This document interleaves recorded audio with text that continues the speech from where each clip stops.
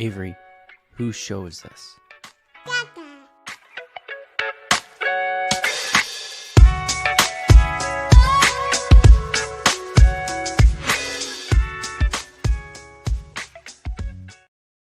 And we're live. Hold on. Oh God.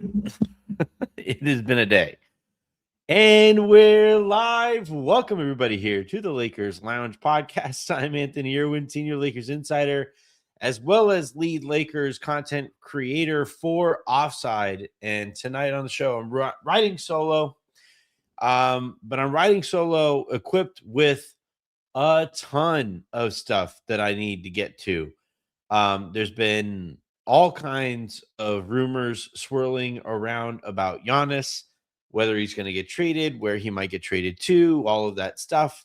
The Lakers, I'm told, have been pretty involved in a lot of those discussions as a team that could potentially either facilitate a trade or benefit directly from it. So we will talk about some of those scenarios. If it isn't a Giannis trade, if he doesn't get moved, we are getting a pretty clear picture of what the rest of the deadline would look like for the Lakers and how disappointing that would potentially be. So we will discuss that as well.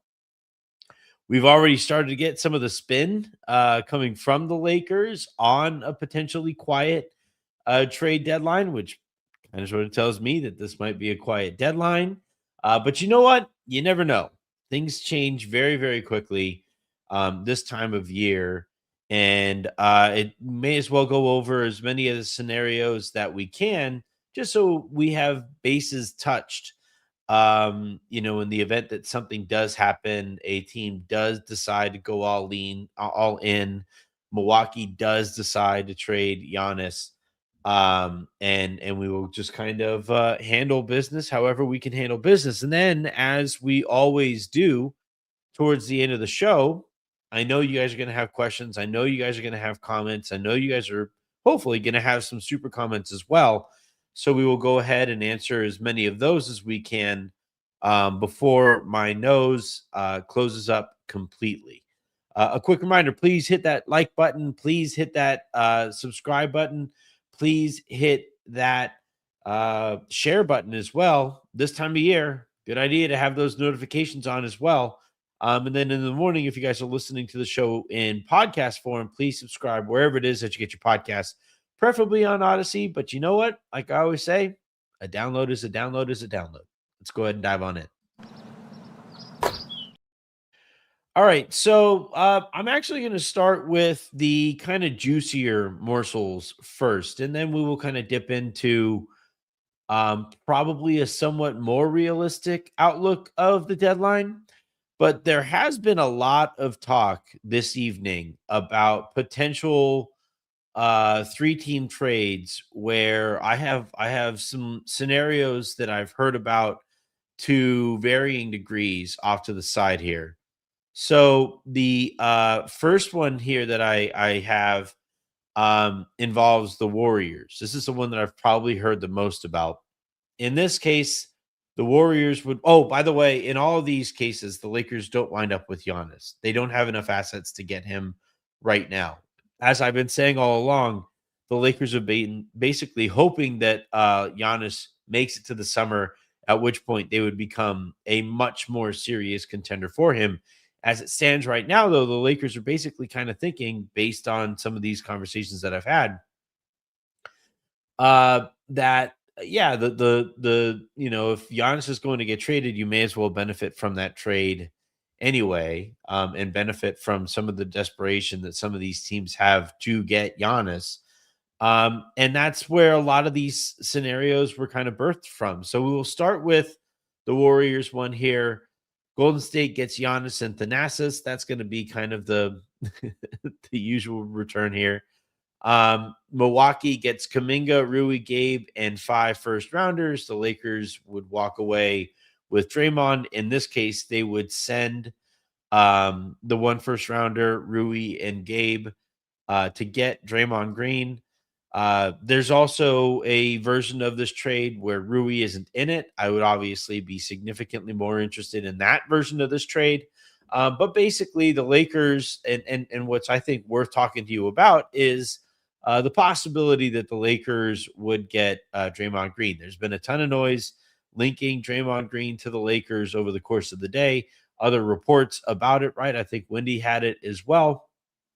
And we are now at the point where we probably should take this as a serious, no, I don't know if I would go so far as to call it likely.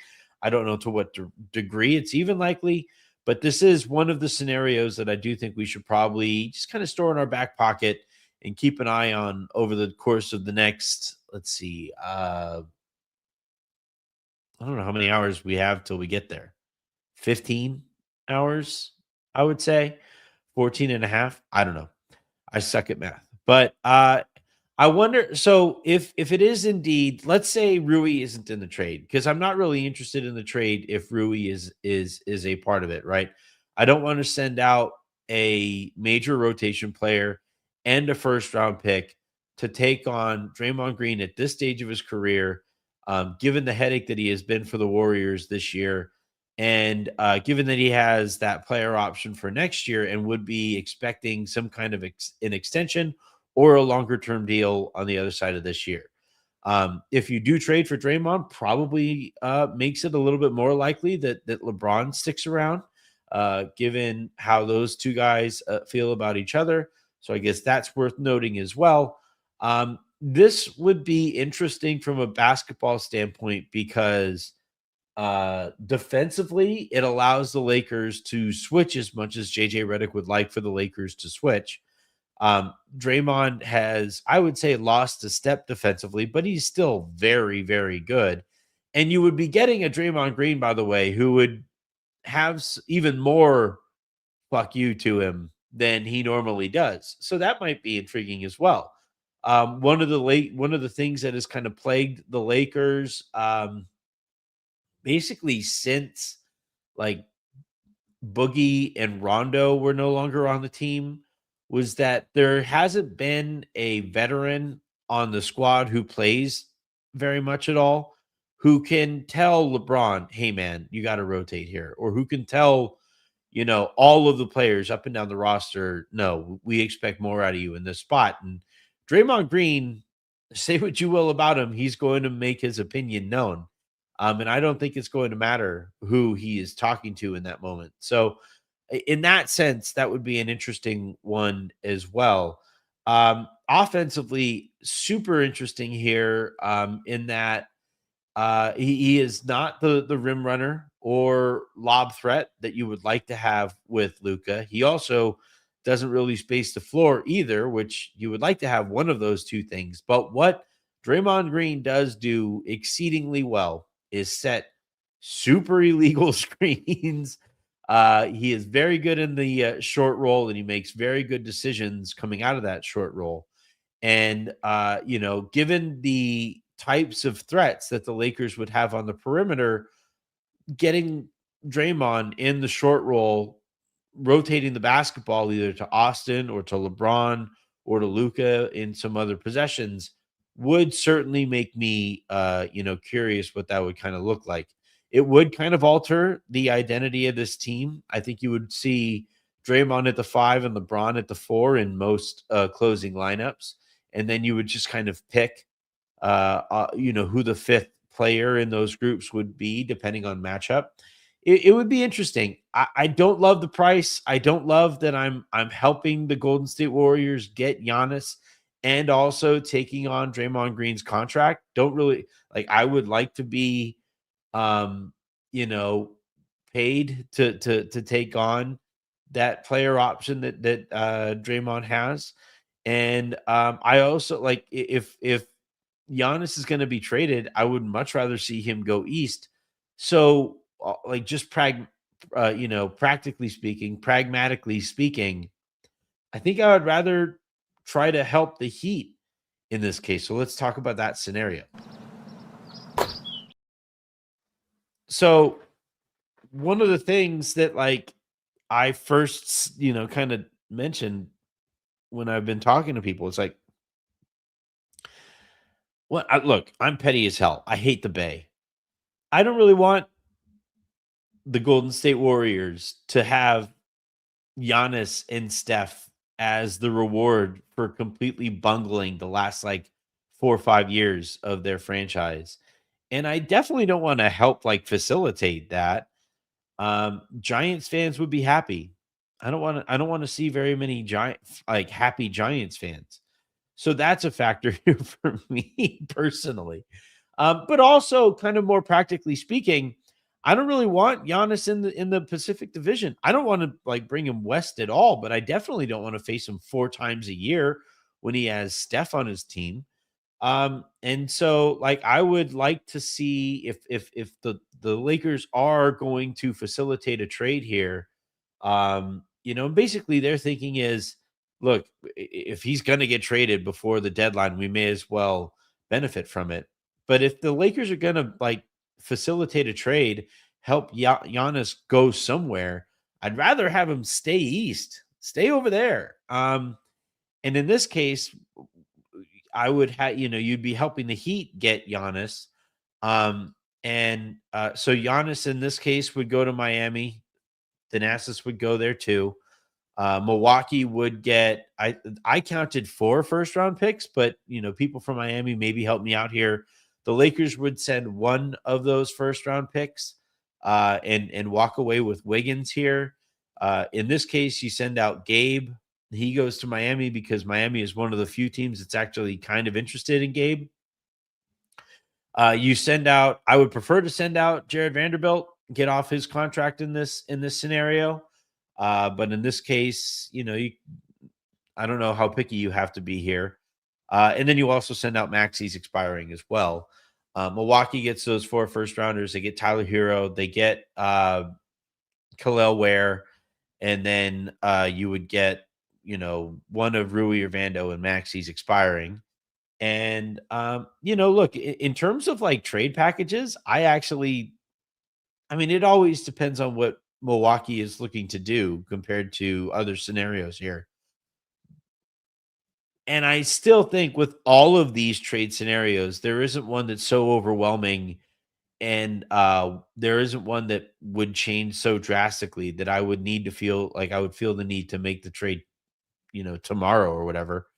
But in this scenario of the 3 trade packages that would be coming back, I would have Miami first, Minnesota second, and Golden State third if I were Milwaukee. Of the returns potentially here from a Giannis trade, I would probably have Wiggins coming back as my most preferred outcome here. I think the Lakers need a wing more than they need a center. I mean, they need both, but I think they're slightly better at center than they are at the wing at the 3 spot specifically. So, yeah, I would say with this one with Miami, the benefit of sending him east, the benefit of sending him to a team in Miami that wouldn't have very much else to build around Bam and Giannis, the fact that Bam and Giannis just don't really fit very well together as a basketball tandem. Like I don't know where the shooting and the spacing is going to come from there. I think they would be kind of bumping into each other offensively quite a bit.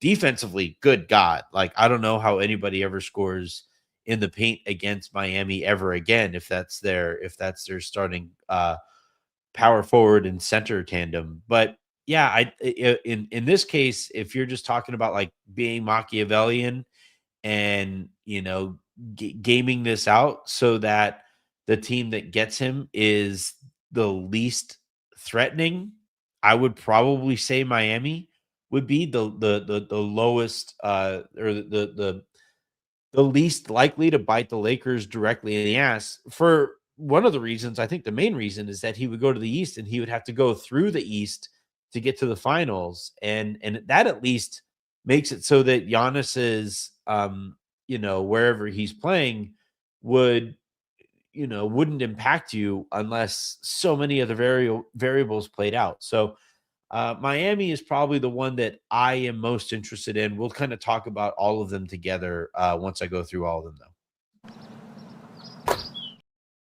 All right, the next scenario here, the next couple of scenarios, it's kind of hard to piece together whether this is facilitating the trade or benefiting from the trade. It's probably some combination thereof, and there are probably scenarios within the scenarios here.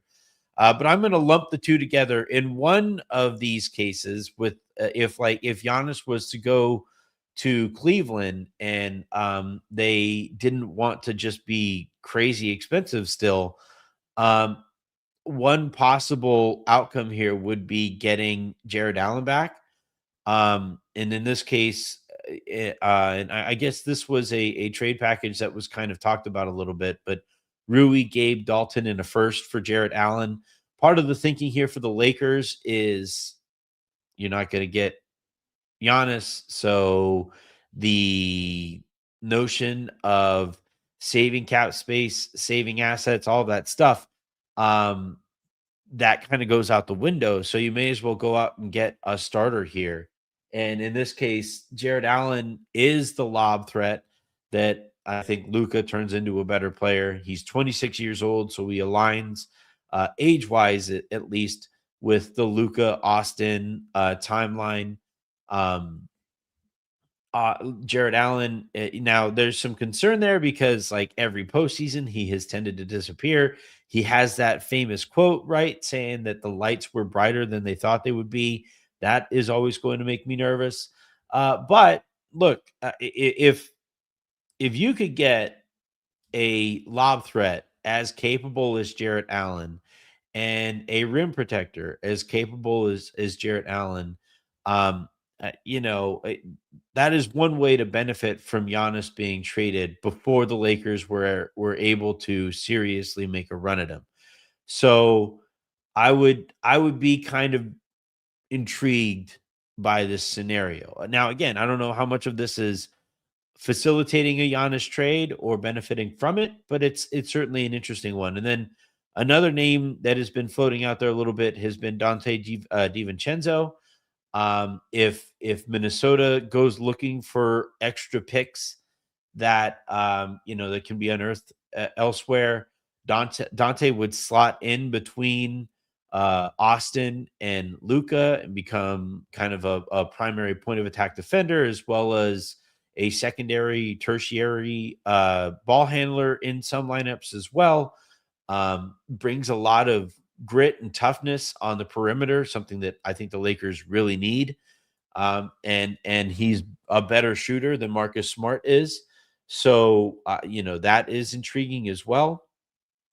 That would leave you with a starting lineup, depending on the other moves that you make here, right? But that would leave you with the starting lineup of DiVincenzo, Austin, Luka, LeBron, and Ayton. And while I don't think that's necessarily a finals contender, and I certainly wouldn't love the idea of having to go through a Minnesota Timberwolves team that now pairs Giannis Antetokounmpo with Anthony Edwards. Maybe you miss them and you're able to get to the finals without seeing them, but or they don't get enough reps and they don't quite figure out how to play together. And that's another possibility here with no matter where Giannis goes, if he goes somewhere this season. So that's also, by the way, another reason that I kind of think the Lakers would benefit, should seriously consider going for it. Giannis plan be damned, because you have the Denver Nuggets have been dealing with crazy injuries all year. Jokic left the court again tonight, was able to return, and then after he returned, Peyton Watson left holding his hamstring. So we don't know how long Peyton Watson might be out. You have OKC looks pretty clearly fatigued at this point. And that makes makes them look a little bit more mortal. You have San Antonio before they get their playoff reps potentially this year. Like, this might be one of your better shots at going for a championship. And I know that the carrot dangling in front of everybody is Giannis, and that pot of gold at the end of the rainbow might be Giannis. But if you get Giannis and some of these teams just improve, like the Oklahoma City Thunder today turned second rounders into Jared McCain, and he's been pretty bad by his standards this year. fell way off of, like, last year he made a case for rookie of the year. This year he's been, in and out of the lineup dealing with, coming back from that injury. But if he fully recovers from that injury and now all of a sudden next year becomes a legit rotation player to add to the crazy rotation that OKC already has, I don't really want to deal with an OKC team that might potentially be better. Now they're going to start getting expensive, so you might start seeing them sell off some pieces. Isaiah Hartenstein is somebody that I think the Lakers should keep an eye on. But yeah, I think whether it's DDV or Jarrett Allen or Draymond or Wiggins, like, I don't know. I just find myself really hoping that Giannis gets traded between now and the deadline, and the Lakers move off of this plan of cap space and stuff like that. I thought it was notable today that basically every other team moved off of their cap space because everybody is kind of recognized that cap space is a pretty antiquated approach to team building. But regardless, I just think this is the year to go for it. And whether it's any one of those four players, I think the Lakers could be a very intriguing team moving forward. All right. The other thing that I noticed over the course of the day was a quote from Dan Wojcicki of The Athletic that I'm sorry, I laughed at it. But the quote essentially is, quote, people inside the locker room and opposing talent evaluators say they're built more for playoff basketball than regular season play. They have top-end offensive talent that can win stretches of games with their greatness, and even in a league where depth seems to matter more than ever, end quote. And it's like, I mean, yes, I don't think any team is going to be all that thrilled to go up against a Luka, like playoff LeBron Austin team, and the Lakers' potential ability to execute in the half court in the postseason when the games slow down is certainly interesting. I do have sincere doubt as to whether the game will slow down in the postseason to the extent that it always has, given how fast all these teams are now playing. Like, I don't know why so many teams would just choose to start playing with one arm time behind their back. And if teams are still able to, make the Lakers run, they haven't dealt with that very well this year. But more importantly than anything, like, this idea that the Lakers are this playoff riser in, like, no team that has been this bad defensively has ever mattered in the playoffs. It's just never happened. No team with the Lakers point differential this late into the season has, or very, very few teams, if one exists, but that team that has this kind of point differential this late into the season, they just don't tend to matter in the postseason very much. And it is a skill and an important skill to be able to win close games. But I don't know if you guys have noticed this, but that streak that the Lakers once had of however many straight wins in the clutch, like, it's neat that streak has already been snapped. I think they've started now. It's coincided with Austin being out and referees blowing the whistle very differently. By the way, they're blowing the whistle now in ways that have kind of bothered the Lakers. That's how playoff games are typically refereed. So yeah, I just it just makes me nervous that the Lakers, with this point differential and internally even, are trying to float it out there, like, maybe, like, it's just like, you're not doing your job if you have a prime Luka and a still very good LeBron and a prime Austin for that matter, and you're sitting there hoping on maybes, and you're doing this in a season where the East is wide open. So whoever you face in the finals probably isn't going to be a team that you would tip, that you'll be as concerned about if you get there. You're doing this in a season where Denver might be having the season from hell, and there's a lot of teams kind of in flux. Like if I would be like when I saw that quote, my fist kind of clenched a little bit because it's like you aren't, man, the like you're really punting at your own 45, huh? It's 4th and 3 or 4th and 2 at your own 45, and you're sitting here saying, "Yeah, we could do the field position thing, and we could try to win the game that way." Like, I mean, all right, okay, you haven't stopped anybody all year. But sure, yeah, like this is the spot to do that. I don't know. The and no offense, obviously, to Dan here. Like he is, just kind of relaying what he's told from, I'm sure, a very good source, or sources. Like I'm not, you know, uh, I'm not holding it against Dan that like that. Part of his job is to relay that, but like I don't know, I probably would have preferred a little bit more pushback to, just indicating that the stats are just not in the Lakers' favor here. So, yeah, I don't know. It was the kind of quote that you get from a team that's really staring down punting on a season. And I just think you're really pissing off the basketball gods when you have a guy leading the league in scoring, doing so at incredible efficiency, and you have like decent enough pieces to make some noise in the postseason, and you're just like, nah, there's this lotto ticket there. We got to pick up the lotto ticket. All right, let's dive into some of your guys' questions. We have some super comments, which means I get to play the most important sound on the show. Always.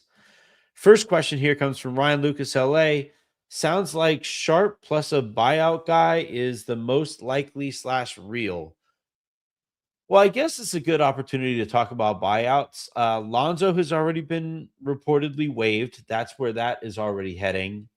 It's really too bad because a Lonzo that has anything whatsoever in the tank would be incredibly intriguing, to basically take Gabe Vincent's minutes. The unfortunate reality here, though, is he has nothing left in the tank, and he has been absolutely brutal for the Cavs this year.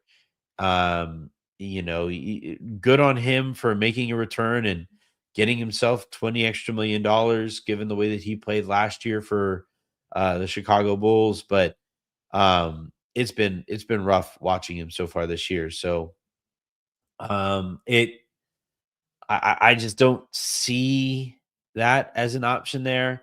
There was some discussion about DeMar DeRozan potentially as a buyout. I think he is still too early in his career, and I think he's still making too much money to consider a buyout right now. So I don't really think that he would be bought out. And the problem that the Lakers are running into is that they only have 900-ish K to offer to a buyout, which you would have to then wait to to be able to afford a prorated minimum salary for a player. So that means you aren't signing a player right away. And you'd be asking a player, hey, could you like wait for us to be able to sign you in like a couple of weeks, or a few, and I don't know how many players are going to be that interested in it. Um, no, it's happened before, right? Like the Golden State Warriors were able to convince Seth Curry to do that, and the New York Knicks were able to do that with Landry Shamet. So it's happened before, and maybe the Lakers would be able to figure something out like that as well. But yeah, the buyout market as it stands right now, it's early. Like we'll see who else potentially gets bought out. I think Tyus Jones might get bought out. There was some thought that Mike Conley would be bought out, but the Wolves might actually be able to re-sign Mike Conley if he is bought out, because they traded him. He was traded again and then waived. So that would be kind of interesting. It would remind me of, I think the Cavs traded Zydrunas Ilgauskas, and way back in the day, and we're like he was waived and they brought him right back. So it was essentially like they got whatever player they traded Big Z for. And that prompted the rule that exists now to where like, okay, you can't do that. But like that's essentially what the Wolves might be able to do here with Mike Conley. But yeah, I just haven't seen anybody potentially hit the buyout market that really intrigues me all that much. We'll see about CJ McCollum. He's been pretty brutal though in Atlanta. So and I guess there was some buzz potentially about Kristaps Porzingis potentially being bought out. He has played almost as many games as I have over the last couple of years, and his like health and whatever sickness that he's been dealing with makes me kind of nervous. Great upside to potential like with him potentially, but yeah, it's the buyout market I thought was going to be more fruitful, and as it stands right now, hasn't looked very good. Still think the Lakers should position themselves both to convert Drew Timmy's contract and then also to acquire a two-way player. But that would, that would mean clearing a roster spot. It would probably mean, it would also mean opening up some extra money as well. And look, over the last couple of years, Rob Pelinka has had a lot of reason to do that and just hasn't found a way to do it. So, yeah, I'm a little skeptical that he has learned his lesson there. He just doesn't typically learn lessons very well.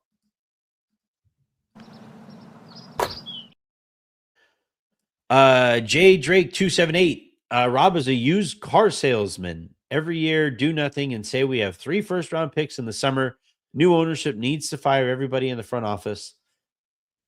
I bet a lot of people share that sentiment, and if things don't change pretty significantly between now and the end of this trade deadline, that noise is going to get really loud because all of the quotes and all of the leaks and even this stuff about like, well, we think the Lakers profile is a better postseason team than a regular season team. We've heard all that before.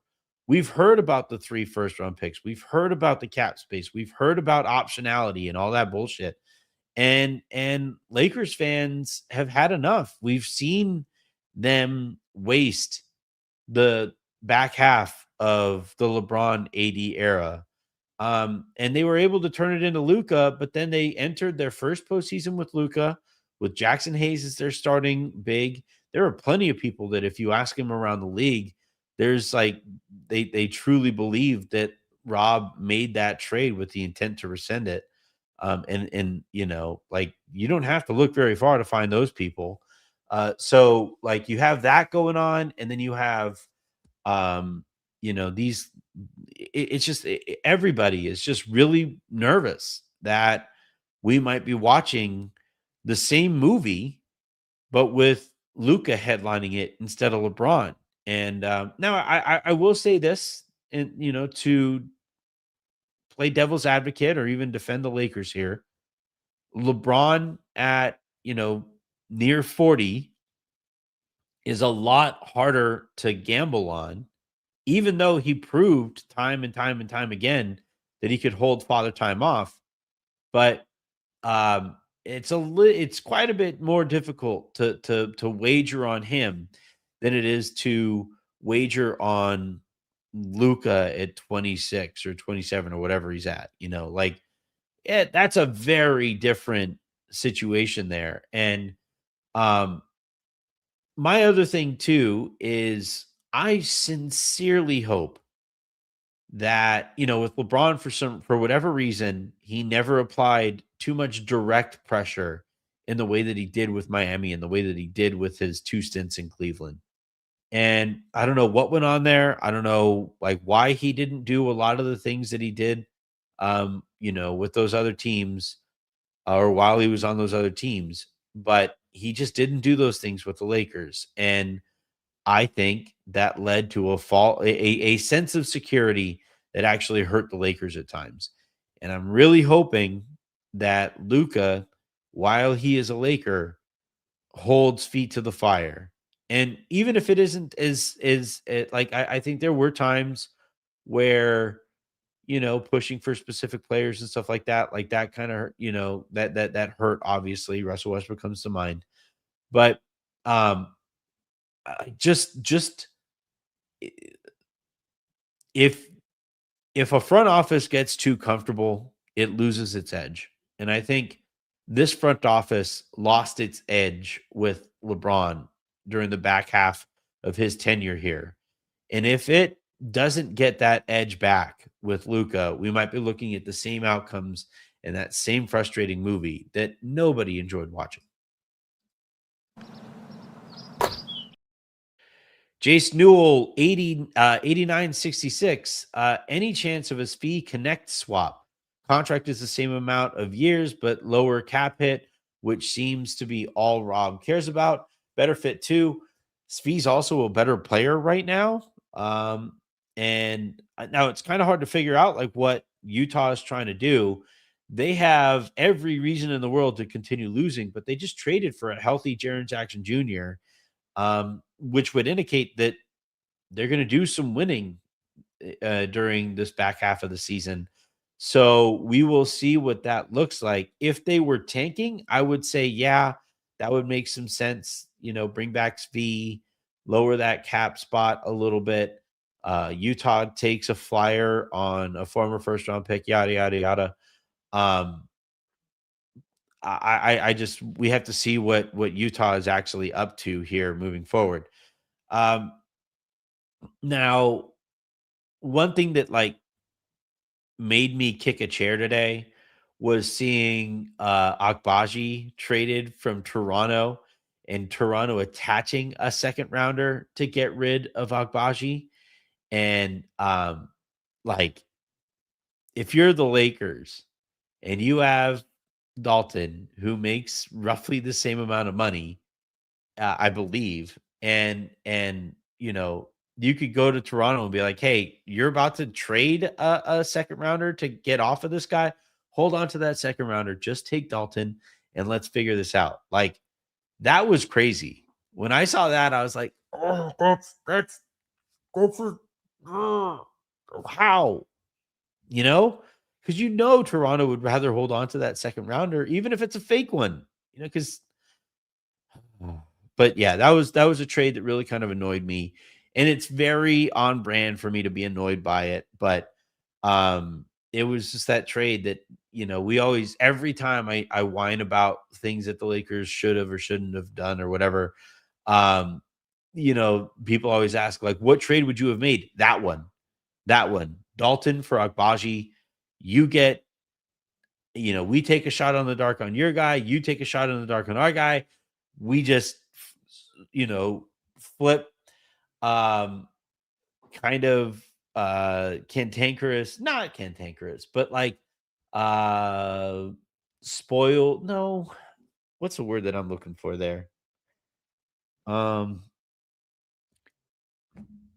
don't know. Just like we swap projects, and that would have been something that I would have been interested in, but didn't happen, and we move on. R. Jones, LAL, do you predict Rob does enough to last until 2027? No, I don't think so.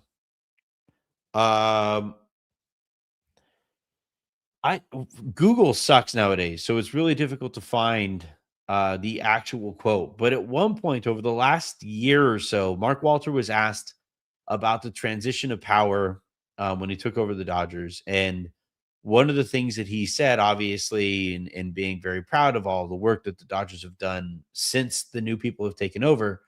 But Mark Walter has shown a little bit of regret as it pertains to how long it took for that transition of power. And it does make me sometimes wonder if he approaches this a little bit differently with that as his recent experience. Now, this is a little bit different in that like Mark has been a minority owner and might be more, open to continuing to work with Rob than he was with like Don Mattingly and I'm seeing his face, but I can't remember the GM at the time. And Ned Coletti. Like I if like that plays a role in it, then and look, like there is like I've wondered if the reason that Genie sold to Mark Walter before before putting the Lakers out on the open market was because Walter was willing to agree to Genie holding on for a while. And if that is written into the sale and purchase of the Lakers, then he will last until 2027. But yeah, it's a it's certainly a possibility is the way that I'm kind of looking at that. I know what I'm hoping for though.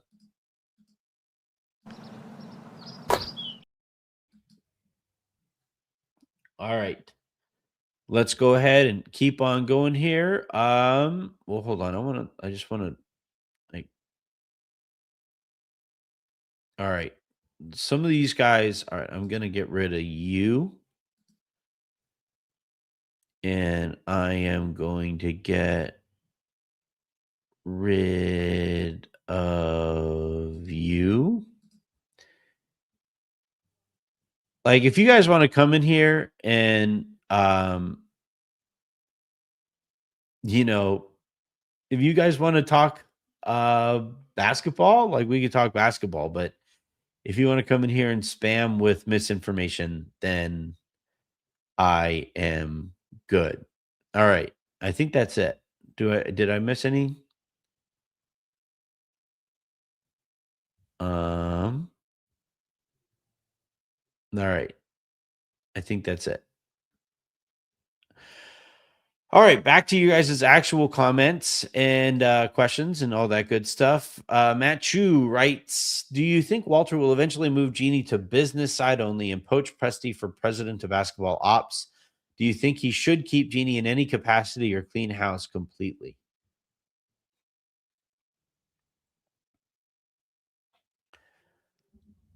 Um,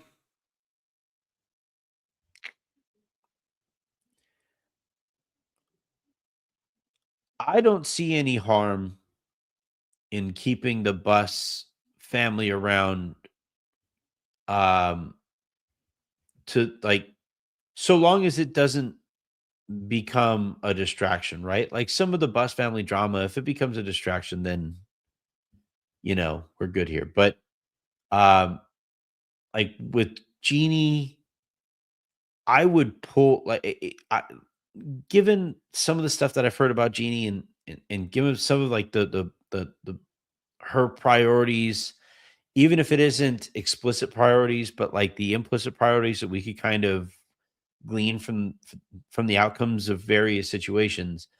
Um, I just don't think that she is the person to be making day-to-day basketball decisions. She, for everything that you would want to say about Jeannie, about her ability, like running day-to-day basketball stuff, like she got her degree from USC. She is definitely qualified. She has decades of experience running the business side of things. And the Lakers, when she was just focused on business sides of things, were pretty functional, much more highly functional than they've been since she was pulled away from that stuff and has had to focus more on basketball stuff. So I don't really have any real complaints about Jeannie, the business person.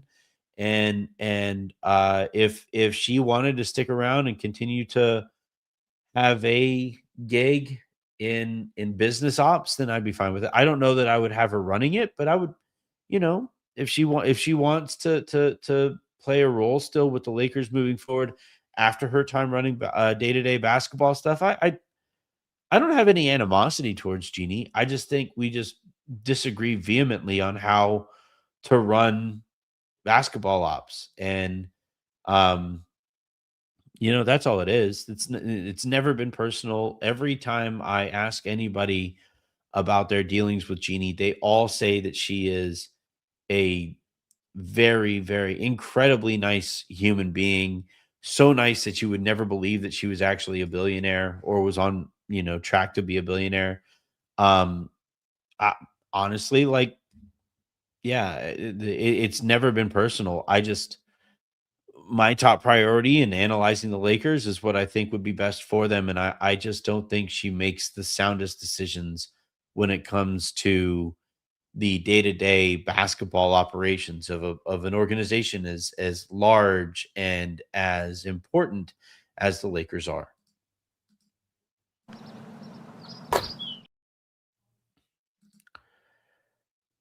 Daron Sharp to the Lakers for Gabe Vincent. This is from Hey KG. It's not on there. Daron's going to cost a lot more than Gabe Vincent. Like again, I've heard that he costs as much as a first rounder.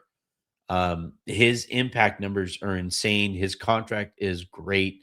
They aren't just giving this dude away. The time to get Daron was last year when the Lakers traded for Shake Milton instead. Um, at that time, you could have gotten Daron for just like an extra second rounder. He's improved this year, and this is after they gave him a new contract. So I don't think he's going anywhere unless you're willing to pay up. And Gabe Vincent is not paying up. Arno De Capo writes, brother, nothing will change. We will be back next season in the same situation with the same team year after year, same fake potential trades. If that's the case, then Rob is gone. It's just that simple. Like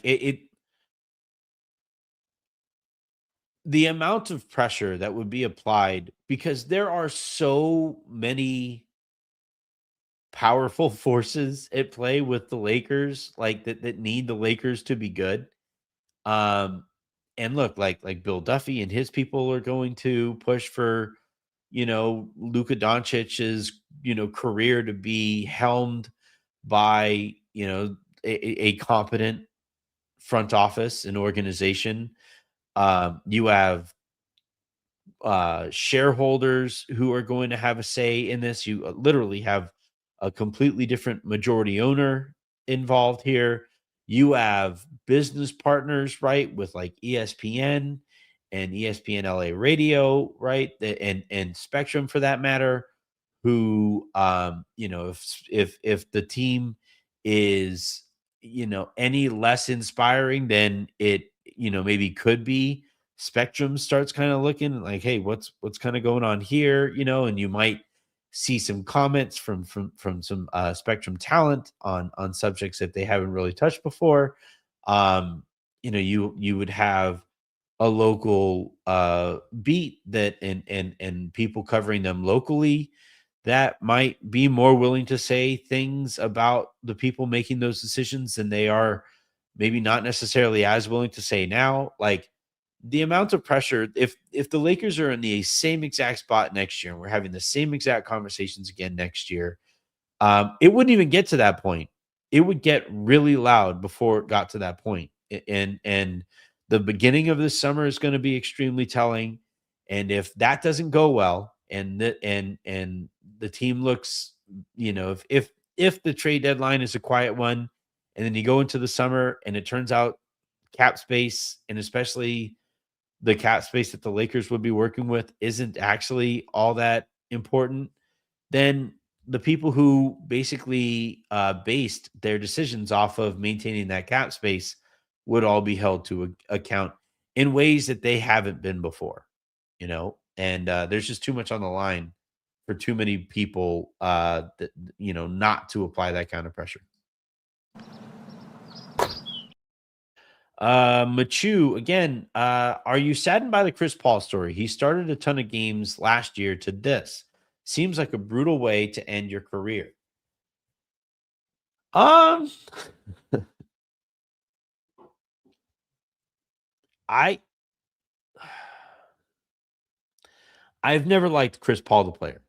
I'm just gonna be front. Like I'm just gonna be upfront about that. I have never really liked Chris Paul the player. I think he is like point guard Larry Brown in that he does show up and help situations at first, but I think he grates on people in ways that puts a ceiling on whatever team that he's on. I don't think it's necessarily a coincidence that the Clippers sent him home and their season immediately turned around. And the lesson for a lot of these situations, especially as these primes extend longer than they have before, is rather than continue to hold on and hold on and hold on, maybe you stop playing even while you feel like you can, just so that you can go out a little bit more gracefully than this. Now, I do think the Clippers did Chris Paul a little wrong here, and um, there are certainly probably some people within the league offices that are kind of pissed that Chris Paul can't really be an honorary all star in LA, right? In the house that he built. That's a tough look for the league and a really bad look, I think, for the Clippers. And look, like on a personal level, it is like it has to suck to just be basically staring down your own basketball mortality and have the team that you put on the map basically tell you, dude, go home. You're annoying. It's tough. Like that would be a tough spot and a tough thing to kind of deal with, a tough reality to comes to grips with. But same time, man, like I don't know. You got to learn to talk to people. Like I don't think he is guiltless in this either. At some point, you got to recognize, hey, why is it every single spot that I've been in eventually was just like, all right, that's enough, and like that's and that's where you would hope that at some point he would develop some self-awareness to deal with that. So I think there's a lot of people who there's plenty of blame to go around here, and it does suck that one of the better, obviously top 5 point guard probably of all time is going out this way. But the longer that you hang on, the uglier it could potentially be when the legs just completely go out from underneath you.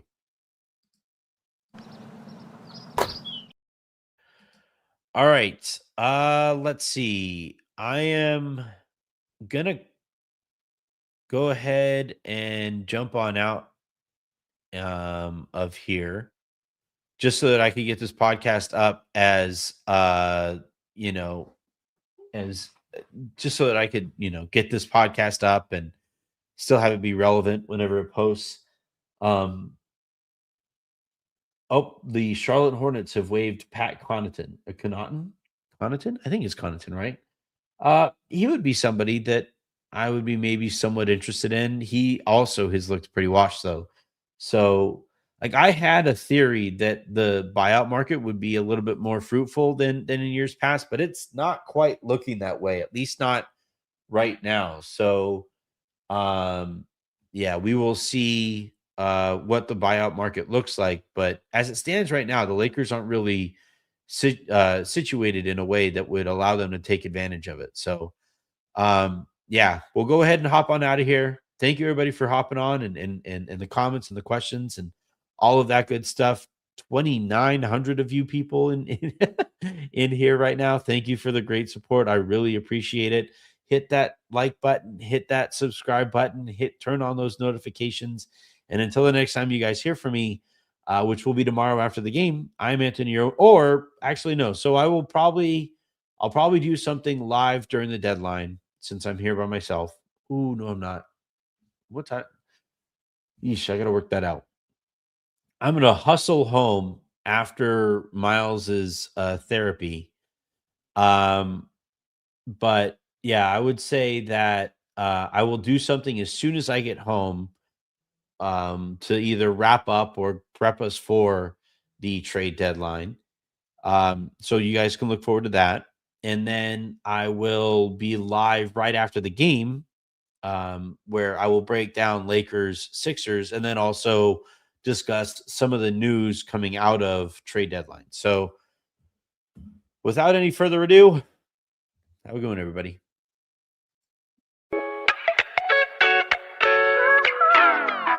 Bye, everyone.